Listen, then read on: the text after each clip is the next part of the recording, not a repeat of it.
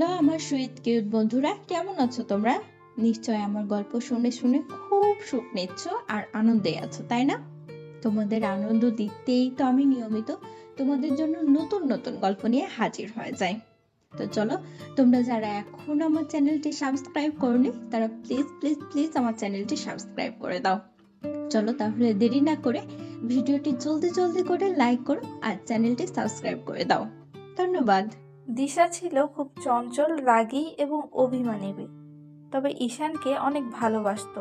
আর অন্যদিকে ঈশান হলো দিশার রাগ ভাঙানোর কারিগর। কারণ দিশা জানে ঈশান তার মন ভালো করার জন্য যা ইচ্ছে তাই করতে পারে। এজন্য একটুতেই অভিমান করত। আবার ঈশানের সামান্য বকাতেই কেঁদে ফেলতো সে। একবার দিশা ঈশানের সাথেও ফাজলামি করেছিল। সে কলেজের একটা মেয়েকে বলেছিল যে ঈশান তাকে ভালোবাসে আর সে যেন ঈশানের আগেই তাকে প্রপোজ করে। এ ব্যাপারে সে নিজেই সাহায্য করবে। মেয়েটি সেই কথা শুনে সবার সামনে ঈশানকে প্রপোজ করেছিল। মেয়েটা আবার কলেজের প্রফেসরের মেয়ে ছিল। ঈশান যখন তার প্রেমের প্রস্তাব প্রত্যাখ্যান করলো, মেয়েটা মিথ্যা অভিযোগ দিয়ে ঈশানকে মার খেয়ে নেয়। তখন ঈশান দিশাকে ইচ্ছে মতো বকেছিল। দিশা সেই জন্য তার ফোন ভেঙে ফেলে আর ঈশানের সাথে যোগাযোগ অফ করে দিয়েছিল। সেবার অনেক কাহিনী করে দিশার রাগ ভাঙিয়েছে সে। আবার একবার দিশা ঈশানের সাথে রাগ করে এক ছেলের সাথে মিথ্যা ভালোবাসার অভিনয় করেছিল, যাতে ঈশান জ্বলে পড়ে ছাই হয়ে যায়। কিন্তু শেষে ছেলেটি সত্যি সত্যি তাকে ভালোবেসে ফেলে। দিশাকে পাওয়ার জন্য সে পাগল হয়ে যায়। শেষে গুন্ডা লাগিয়ে দেয় দিশাকে উঠিয়ে আনার জন্যে। তখন সবাই ভয়ের মধ্যে পড়ে গিয়েছিল। শেষে দিশার সাথে দুজন পুলিশ ছদ্মবেশে পাহারায় রাখা হয়েছিল। এইভাবে যেই তারা দিশাকে তুলে নিয়ে যেত ধরে, পুলিশ তখনই তাদের ধরে ফেলে। তখন ঈশান দিশাকে কয়েকটা চড় মেরেছিল আর যোগাযোগ করা বন্ধ করে দিয়েছিল। কিন্তু দিশা ঈশানকে পাগলের মতো ভালোবাসতো। এদিকে ঈশানও তার কোনো খোঁজ খবর নিচ্ছিল না। সেই দুঃখে সে আত্মহত্যা করতে ধরে। কারণ দিশা খুবই ইমোশনাল একটা মেয়ে। সে যখন ভালো তখন খুবই ভালো, কিন্তু রেগে গেলে আর রেহাই নেই। এইরকম আরো অনেক ঘটনা ঘটিয়েছে দিশা। তার জ্বলন্ত প্রমাণ ঈশান নিজেই। ঈশান আর রেগে থাকতে পারল না। সে দিশাকে ফোন দিল, কিন্তু দিশার ফোন অফ ছিল। ঈশান এবার তার শ্বশুরকে ফোন দিল। তিনি জানালেন বাহিরে আছেন। ঈশান তার শাশুড়িকে ফোন দিলেন। তার শাশুড়ি জানালেন দিশা কাল থেকে কিছু খাচ্ছে না, ওর নাকি শরীর খারাপ। আমি ডাক্তারের কাছে নিয়ে যেতে চাইলাম, কিন্তু তখন বলল ডাক্তারের কাছে যাওয়ার মতো অসুখ নয়। কিন্তু আজ সকাল থেকে একবারও বাহিরে বের হয়নি। ঈশান: কি বলছেন মা, ওকে ডাকেননি? ডেকেছি অনেকবার, কিন্তু খুলছে না। ঈশান আর এক মুহূর্ত দেরি করলো না। সে সকালবেলায় তিশার বাড়ির দিকে রওনা দিল। টেনশনে তার কিছুই ভালোও লাগছে না। এদিকে তাদের বাড়িও বের হচ্ছে না। ঈশানের মনে হচ্ছে গাড়িটা খুব ধীরে ধীরে যাচ্ছে। সেজন্য সে ড্রাইভারকে বলল, ভাই একটু দ্রুত চালান না। ড্রাইভার বলল, দ্রুতই তো চলছে। ঈশানের অস্থিরতা বেড়ে গেল। এই মেয়েটা সারা জীবন তাকে এরকম টেনশনের মধ্যেই রাখে। তাকে একটু শাসনও করা যায় না। যদি শাসন করা হয় তাহলে তো তার রাগ ভাঙাতে জীবনটাই শেষ। অনেক অপেক্ষার পর ঈশান দিশার বাড়ি পৌঁছালো। ঈশানকে দেখে দিশার মা এগিয়ে এলো। বাবা তুমি, তখন তো বললে না আসবে। ঈশান তার শাশুড়ির প্রশ্নের কোনো উত্তর না দিয়ে জিজ্ঞেস করলো দিশা কই। তার শাশুড়ি বলল, এতক্ষণে দরজা খুললো, মনে হয় ফ্রেশ হচ্ছে, তুমি ঘরে গিয়ে বসো।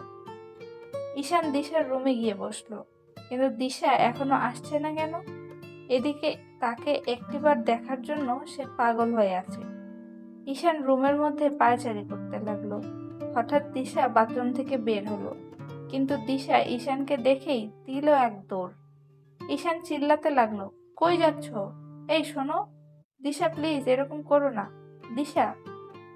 দিশা তার মায়ের কাছে গেল। তার মা বলল, তুই এখানে কেন? জামাই এসেছে দেখিসনি? দিশা বলল, এসেছে তো কি হয়েছে? দিশার মা দিশার উপর খুব রাগ হলো আর বলল, জামাইয়ের কাছে যা। দিশা রাগ করে অন্য রুমে চলে গেল। ঈশান তার শাশুড়িকে জিজ্ঞেস করলো, দিশা কই গেল মা? তার শাশুড়ি বলল, এখানেই তো ছিল। ঈশানের খুব রাগ হতে লাগলো। সে শুধু ভাবছে। দিশা বলল, আমি কিন্তু ওর সাথে যাব না। দিশার মা বলল, ঠিক আছে। দিশা দরজা খুলে দিল। কিন্তু দরজা খোলার সাথে সাথে দিশার মা দিশার দুই গালে ইচ্ছে মতো চড় মারতে লাগলো। ফাইজলামো করিস? এত বেয়াদব তুই কেমনে হলি? ঈশান তার শাশুড়িকে আটকালো। মা কি করছেন? ব্যথা পাচ্ছে তো? দিশার মা ঈশানকে বলল, বাবা তুমি আজ একটা কথাও বলো না। তোমার জন্য সে আজ এমন হয়েছে। প্রথম থেকে যদি ওকে শাসনে রাখতে, সে কিছুতেই এমন করতে পারতো না। এই বলে আবার চড় দিল। ঈশান তার শাশুড়িকে থামালো, কিন্তু আজ দিশার মায়ের অনেক বেশি রাগ হচ্ছিল। মেয়ে মানুষের এত জিদ হবে কেন? এই বলে দিশার চুলের মুঠি ধরল। ঈশান দিশাকে এক ঝটকায় তার মায়ের কাছ থেকে ছাড়িয়ে নিল আর শক্ত করে বুকে জড়িয়ে ধরল। মা, আপনি কি পাগল হয়ে গেছেন? খবরদার ওর গায়ে আর হাত দিবেন না, অন্তত আমার চোখের সামনে না। আমার চোখের আড়ালে আপনার মেয়ের সাথে যা ইচ্ছা করতে পারেন, আমার চোখের সামনে কেউ ওকে মারবে এটা আমি কিছুতেই সহ্য করব না। তারপর ঈশান তার চুলগুলো ঠিক করে দিল, তার গাল বোলাতে লাগলো। তার শাশুড়ি না থাকলে হয়তো গাল দুটোই একটু আদর করে দিত। দিশা ঈশানকে ঝটকা দিয়ে ফেলে দিল। তুমি ধরছো কেন আমাকে? আজাইরা দরদ দেখাতে আসছে। আমাকে মারুক, কাটুক, তোমার কি তাতে? তুমি কি জন্য এসেছো এখানে? চলে যাও। আজ তোমার জন্য মা আমাকে মারলো। এই বলে আবার জোরে জোরে কাঁদতে লাগলো। তারপর তার রুমে চলে গেল। ঈশান দিশার পিছু পিছু গেল। দিশা বিছানায় শুয়ে কাঁদতেই আছে, কাঁদতেই আছে। ঈশান গিয়ে দিশাকে জড়িয়ে ধরলো। দিশা কাঁদতে কাঁদতে বলল, কেন মন করছো তুমি? আমাকে কেন এত কষ্ট দিচ্ছ? আমি বললাম তো আমাকে ভালো লাগছে না, তবুও বারবার কেন যেতে বলছো? ঈশান বলল, আমি কষ্ট দিচ্ছি না, তুমি আমার উপর মানসিক আঘাত করছো। তুমি তো জানো আমি তোমাকে ছাড়া এক মুহূর্ত থাকতে পারি না, তবুও বারবার কেন দূরে ঠেলে দিচ্ছ? দিশা কোনো উত্তর দিল না। ঈশান দিশাকে তার পাশ করলো, কিন্তু দিশা আবার অন্য পাশ হলো। তাই আর তাকে বিরক্ত করলো না। দিশাকে জড়িয়ে ধরে শুয়ে থাকলো। ঈশান দিশাকে বলল, যাবে না আমার সাথে? দিশা, না। ঈশান, কেন? দিশা, এমনি।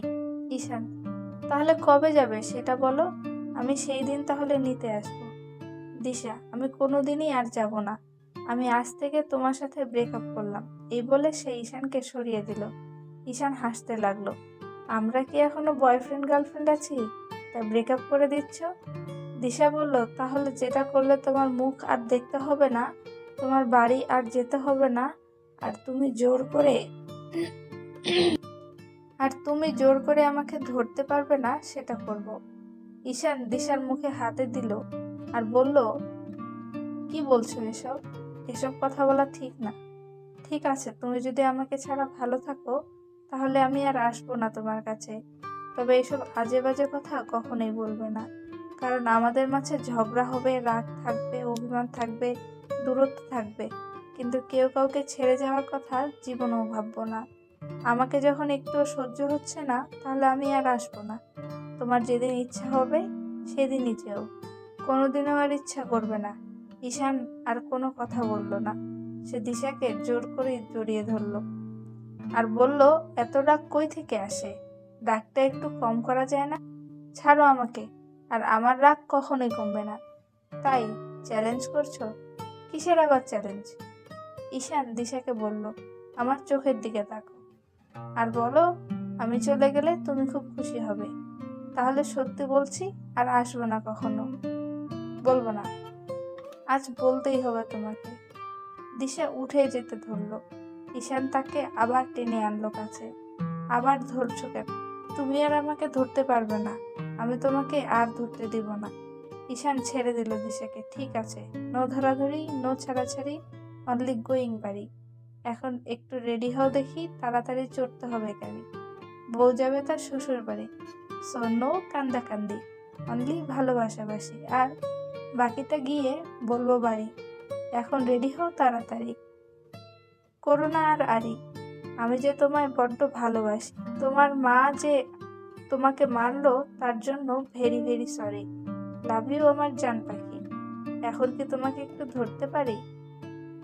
দিশা সেই কথা শুনে হাসতে লাগলো। এসব কি বলছো তুমি? পাগল হয়েছো নাকি?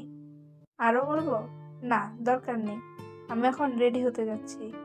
এত তাড়াতাড়ি রাগ কমে গেল? একটুও কমেনি। আর আমি রাগ করেই তোমাদের বাড়ি যাচ্ছি, কারণ মা আমাকে কেন এতগুলো কথা কারণ মা আমাকে কেন এতগুলো মারলো, কি কারণে মারলো, তাই আমি ঠিক করেছি আর এ বাড়িতে আসবো না। ঈশান দিশাকে আবার জড়িয়ে ধরলো আর বলল, মাকে যেন এসব কথা বলো না, অনেক কষ্ট পাবে। তাছাড়া তা তুমি যা শুরু করেছিলে, আমারই তো চট দিতে ইচ্ছে করছিল। মারো, এখন মারো। এই বলে ঈশানের হাত দুটি ধরে তার গালে চড় দিতে লাগলো। কি করছো? আমার বউকে কি পিটন খাওয়ার জন্য নাকি? শুধু আদর আর ভালোবাসার জন্য, আর কিছু না। এরপর থেকে যে পিটন দিবে আমি তার উপর অনেক রেগে যাব, ঠিক আছে? দিশার রাগ কিছুটা কমেছে। ঈশান দিশার কপালে একটা কিস করলো আর বলল, তুমি বড়দের মুখে মুখে যে তর্ক করো তার কি হবে? বড়রা কোনো কথা বললে চুপ করে শুনবে। যদি চুপ করে থাকতে না পারো, ঘরে এসে সেগুলো আমাকে বলবে, যা মন চায়। কিন্তু আর যেন আমার বাবা, মা, বোন এবং তোমার ফ্যামিলির ও কারো সাথে তর্ক করতে না দেখি। দিশা চুপ করে থাকলো। কি হলো, কিছু তো বলো। আমি কিছু বললেই সেটা অপরাধ হয়ে যায়, তাই আজ থেকে কোনো কথাই বলবো না কারোর সাথে। এটাও একটা বেয়াদবি। কথা বলবে না কেন? কথা না বললে তখন সবাই বলবে মেয়েটা খুব অহংকারী, ভাব নিয়ে চলে। তুমি কি আমাকে এসব উপদেশ দেওয়ার জন্য এসেছো? না তো, বউটাকে একটু দেখার জন্য এসেছি। এই বলে দিশাকে আদর করতে লাগলো। আবার বারণ করলাম যে। ঈশান হাসতে লাগলো আর বলল, মন থেকে বলছো তো? মুখ ফুটে বললেই তো হয়, জোর করেই আদর করো মানে? এখন একটু চুপ করবে তুমি? সব সময় ডিস্টার্ব করো। দিশা এবার নিজেই ঈশানকে কিস করলো আর বলল, আমার ব্যবহারে কষ্ট পেয়েছো তুমি? না, তবে মায়ের সাথে যা করেছো তার জন্য এখনো রাগ হচ্ছে। বাড়ি গিয়ে মার কাছে ক্ষমা চেয়ে নিব, তাহলে কি তোমার রাগ কমবে? একটু কমবে, তবে ভবিষ্যতে এমন কাজ আর করবে না, ঠিক আছে? আজ আর ঈশান দিশাকে নিয়ে বাড়ি গেল না। এদিকে সে বাড়িতে ফোন করে একবারও জানায়নি যে সে দিশাকে নিতে এসেছে। সে দিশাকে কাছে পেয়ে সব ভুলে গেল। এদিকে তার বাবা মা তার জন্য চিন্তা করতে লাগলো। ফোনটাও বন্ধ ছিল, কারণ দিশা ফোনটা রাগ করে ফেলে দিয়েছিল। ফোনটা সেখানেই বন্ধ অবস্থায় পড়ে আছে।